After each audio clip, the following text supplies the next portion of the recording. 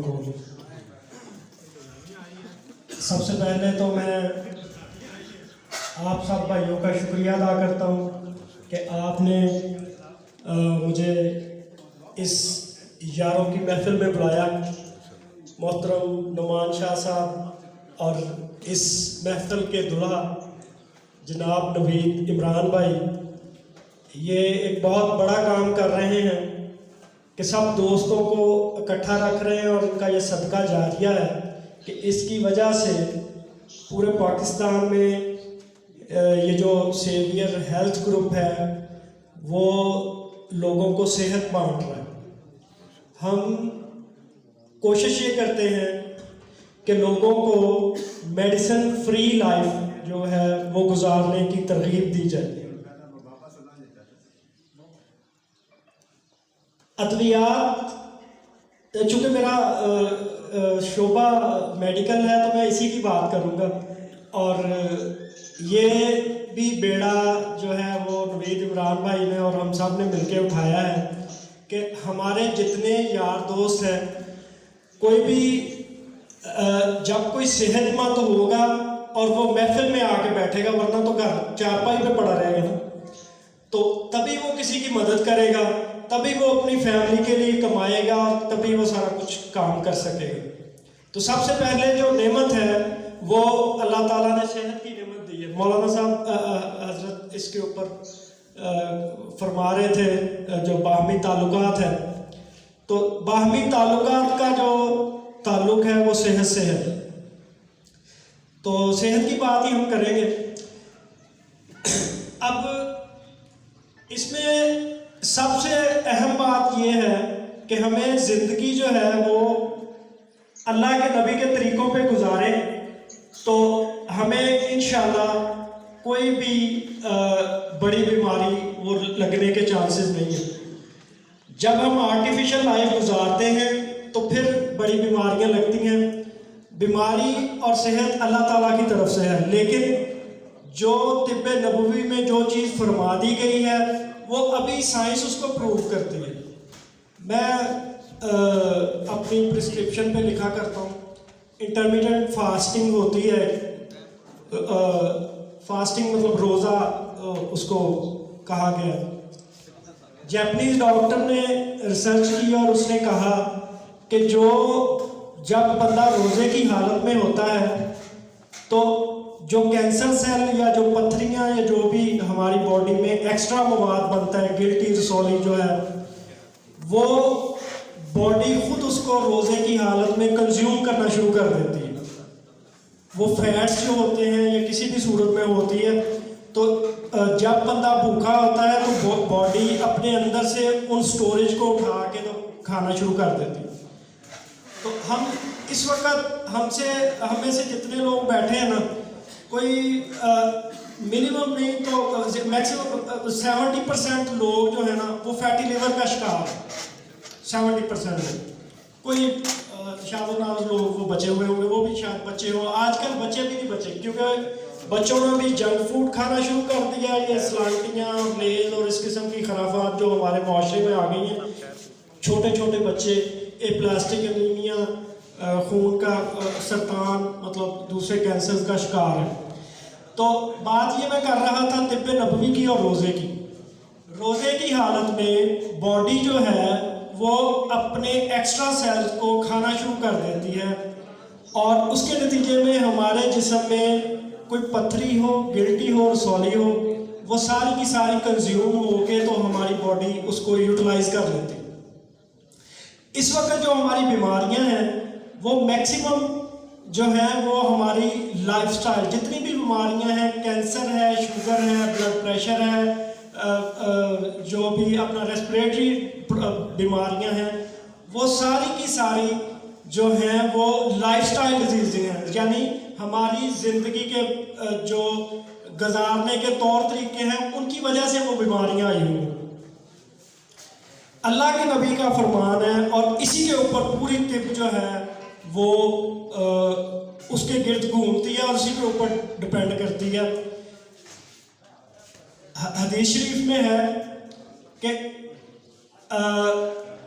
جس انسان کے جسم میں ایک لوتھڑا ہے، اگر وہ صحت مند ہے تو تمام جسم صحت مند ہے، اگر وہ بیمار ہے تو تمام جسم بیمار ہے، جان لو کہ وہ دل ہے، ٹھیک ہے۔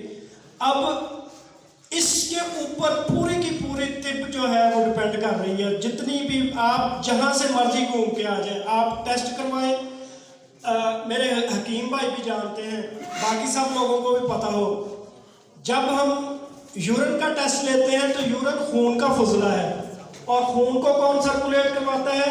خون کو دل سرکولیٹ کرواتا ہے، یعنی اس کا ڈائریکٹ تعلق دل کا ہوا۔ جب ہم دیکھتے ہیں کہ کسی کو کوئی بھی اس کا کولیسٹرول ٹرائیگلیسرائڈ کا ٹیسٹ لینا ہے تو وہ بھی آپ خون نکالتے ہیں، ہر چیز کا وہ بھی اسی کا خون جو ہے وہ بھی دل کی پروڈکٹ ہے، وہیں سے اخلاق ہوتی ہیں اور وہیں سے باڈی میں سرکولیٹ کرتی ہیں۔ تو یہ ساری کی ساری طب جو ہے اللہ کے نبی کی اس حدیث شریف کے گرد گھومتی ہے، اور جتنی بھی بیماریاں ہیں وہ بلڈ سرکولیٹری ڈیزیزز ہیں۔ جیسے ہی ہمارا خون گاڑھا ہوتا ہے، خون میں فاضل مادے آتے ہیں، فیٹس آ جاتے ہیں، تو ہماری باڈی میں اس کی سرکولیشن کچھ مخصوص جگہوں پہ ہوتی ہے، بڑی نالیوں میں۔ اس میں اگر ہم اس کو ایسے بات کریں کہ یہ اصل میں اویئرنیس ہے، تو میں دیتا کہ زیادہ ٹائم شارٹ تو نہیں، میں 10 منٹ لے سکتا ہوں، یہ سب کے بھلے کی بات ہے۔ تو جو بلڈ ویسل ہے، آرٹری اس کو بولتے ہیں، شریان جس کو بولتے ہیں، شریان سے آگے چھوٹی شریانیں بنتی ہیں، پھر آگے جا کے کسی بھی آرگن یعنی دماغ ہے، دل ہے، اس کے اوپر جا کے وہ کیپلریز بن جاتی ہیں، اس کو اردو میں روک شریعہ کہتے ہیں۔ وہ کیپلریز میں جب خون جاتا ہے تو وہاں جا کے وہ باڈی کو خوراک دیتا ہے۔ جب ہمارے خون گاڑھا ہو جائے گا تو کیپلریز میں اس کی جو سرکولیشن ہے وہ رک جائے گی۔ ایک دوسرا یہ ہوگا کہ ہمارے خون کا یہ کام ہے کہ ایک تو خوراک دینا اور وہاں سے کاربن ڈائی آکسائڈ اور فضلات اٹھا کے لے کے آنا۔ ایک ٹرک ہے، اس کی کیپیسٹی 20 ٹن ہے، وہ پہلے سے 25 ٹن اٹھا کے لے کے جا رہا ہے، تو آگے سے وہ کوئی لوڈ واپس تو نہیں لے کے آئے گا۔ خون جب ہمارا گاڑھا ہو جائے گا، اس میں فیٹس آ جائیں گے، تو وہ آگے سے یہاں سے تو جائے گا، وہاں سے ٹاکسن وہ وہاں سے فاضل مادے لے کے نہیں آئے گا۔ اس کے نتیجے میں وہاں کچھ ڈپازٹ ہونا شروع ہو جائیں گے، اس جگہ پہ بلڈ سرکولیشن کم ہونا شروع ہو جائے گی، جو بعد میں رسولی گلٹی کی صورت اختیار کر جائے گی، آخر میں بڑھتے بڑھتے وہ کینسر کی صورت اختیار کر جاتی ہے۔ وہی خون جب لنگز میں جائے گا تو لنگز میں وہ گاڑھا خون جب کاربن ڈائی آکسائڈ باہر خارج کرتا ہے تو آکسیجن لیتا ہے، وہ نہیں لے پائے گا تو ہمیں ریسپریٹری مسائل یا کھانسی یا اس قسم کے جو وہ مسائل پیدا ہو جائیں گے۔ وہی گاڑھا خون جب مسلسل ہم پرہیز نہیں کریں گے اور فالتو چیزیں کھاتے رہیں گے تو وہ باہر نہیں پھینک سکتا، باڈی باہر نہیں پھینک سکتی، اور گردے اس کو صاف نہیں کر سکتے، گردوں کی کیپیسٹی متاثر ہو جائے گی، اور پھر انسان یوریا اور کریٹینائن کا مریض بن جاتا ہے۔ وہی خون جب آپ کے برین کو نہیں جاتا اور برین میں جو بریک نالیاں ان میں سے گزر نہیں پاتا، تو پھر ضعف دماغ کا مسئلہ اور ضعف بصارت کا مسئلہ اور وہ آپ کو آ جاتا ہے۔ وہی بلڈ سرکولیٹری سسٹم آپ کے ریپروڈکٹیو سسٹم یا تولیدی نظام کو سپلائی نہیں کر پاتا، تو پھر آپ تولیدی بیماریوں کا شکار ہو جاتے ہیں۔ تو حاصل یہ ہے اس ساری بحث کا کہ اللہ کے نبی کی اس حدیث کے اوپر ساری طب جو ہے وہ قائم ہے۔ تو پھر جس اللہ کے نبی نے جو اصول بتا دیے اسی پہ ہم عمل کریں گے تو پھر فائدہ تو اسی میں ہی ہوگا نا، علاج تو اسی میں ہی ہوگا۔ تو اللہ کے نبی نے جب فرما دیا اور ذکر کیا، میں اپنی پرسکرپشن لکھ کے دیتا ہوں، وہ ساری کی ساری اللہ کے نبی کے وہ اس کے اوپر ہے۔ میں کہتا ہوں صبح کو آپ نے نا انجیر کھانی ہے، بادام کھانے ہیں، انجیر کی قسم اللہ تعالیٰ نے کھائی ہے، کالا دانہ جس میں شفا ہے وہ میں وہ دے دیتا ہوں، کلونجی یا وہ جو کالا دانہ اس میں حکمہ کی بحث ہے کہ وہ کالی مرچ بھی ہے کالا دانہ، تو وہ یہ ساری چیزیں. اس کے بعد میں کہتا ہوں کہ آپ نے 8 گھنٹے کھانا ہے، 16 گھنٹے نہیں کھانا. یہ بھی اللہ کے نبی کی سنت ہے. اللہ کے نبی کہتے ہیں کہ جو شام کو جو آخری کھانا، وہ جو روزے کا ٹائم ہوتا ہے، اس وقت کھا لینا چاہیے. عشاء سے پہلے جو مغرب کے وقت جو کھا لینا چاہیے. تو وہ جب آپ مغرب کے وقت کھاتے ہیں تو آپ اس وقت رات ساری گزرتی ہے، تو صبح فجر کے بعد آپ نے یعنی 8-9 بجے ناشتہ کرنا ہے. یہ تقریباً 16 گھنٹے بن جاتے ہیں، جو جدید سائنس کہتی ہے انٹرمیٹنٹ فاسٹنگ، کہ اگر ہم 16 گھنٹے جسم کو بھوکا رکھیں اور 8 گھنٹے کھائیں تو ہمارے جسم میں کوئی بیماری نہیں ہو سکتی، اور اگر ہو تو وہ ٹھیک ہو جاتی ہے.